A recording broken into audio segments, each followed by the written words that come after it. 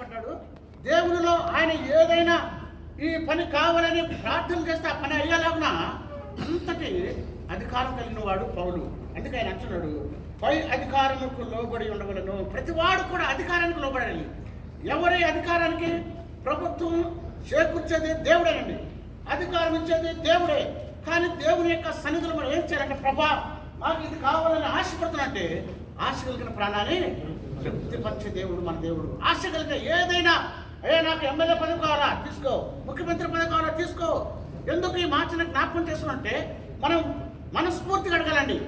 మనస్ఫూర్తిగా దేవుని యొక్క సన్నిధిలో ఏది అడుగుతామో అది దేవుడు మనకి ఇచ్చాడని నమ్మాలి. మొదటగా నమ్మితే, నమ్ముటి వల్ల నమ్మిన వారికి సమస్తములు కూడా సాధ్యమే.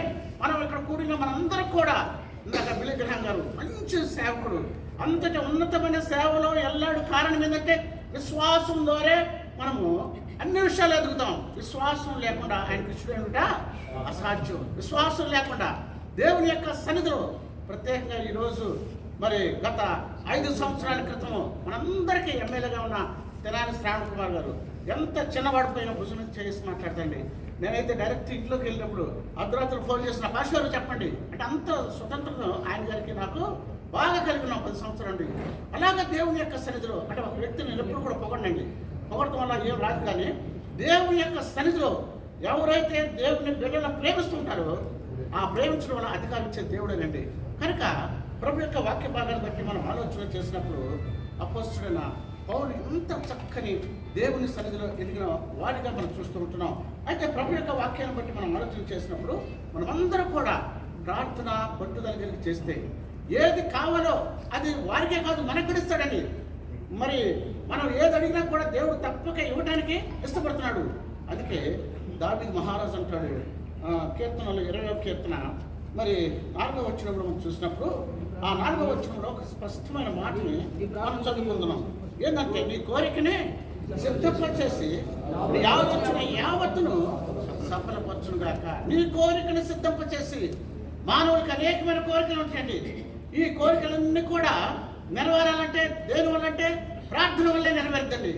ఆ ప్రార్థన ద్వారా అనేకమైన అద్భుతాలు మనం చూసాం.